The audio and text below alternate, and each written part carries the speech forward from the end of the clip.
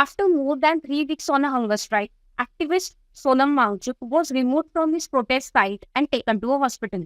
Was this an act of protecting his life, or was it a restriction on his constitutional right to protest? Today, we will examine the law, the constitution, and what Indian courts have said about protest, public order, and state intervention. Today's video is a legal analysis of the ongoing Sonam Wangchuk protest and the constitutional question it raises. First of all, let us know that who is Sonam Wangchuk. Sonam Wangchuk is an engineer, education reformer, and an environmental activist from Ladakh. Over the years, he has become a prominent public figure through his work in education and sustainable development. In recent weeks, he has emerged as one of the leading voices in a nationwide movement concerning alleged examination irregularities and demands for accountability.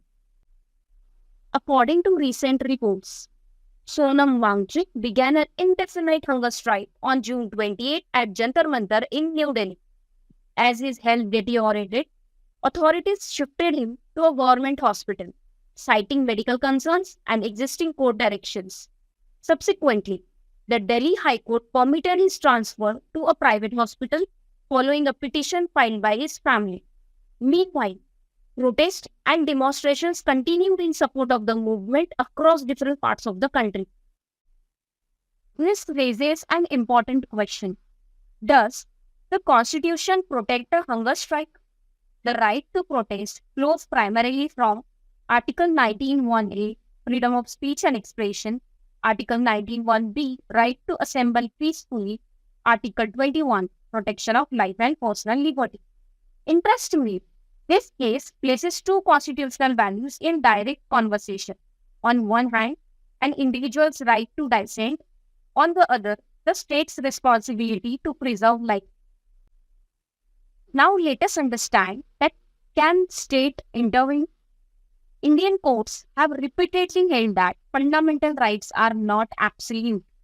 If authorities genuinely believe that a person's life is in danger, they may intervene in certain circumstances. The legal debate, therefore, is not simply whether intervention occurred, but whether that intervention was reasonable, proportionate, and in accordance with the law. These are precisely the kinds of questions courts are often called upon to answer. Now let us look at three important judgments. First is Ramlila Maidan case of 2012. In this case, the Supreme Court held that excessive force against peaceful protesters is unconstitutional. Second is Mazdoor Kisan Shakti Sangathan versus Union of India of 2018. In this case, the court recognized peaceful protest as an essential democratic right. Third is Amit Sahani versus Commissioner of Police of 2020. In this case, the court held that public spaces cannot be occupied indefinitely. Together, these cases establish an important principle. Peaceful protest is protected. However, constitutional right must be balanced with public order and the rights of others.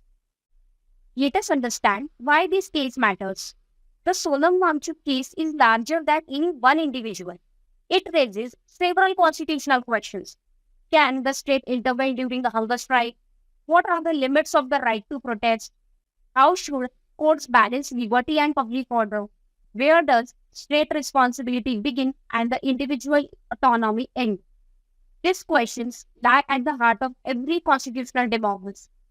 Whether one agrees or disagrees with any protest, constitutional principles must remain consistent. A democracy must protect peaceful dissent. At the same time, the state has a duty to maintain public order and preserve life.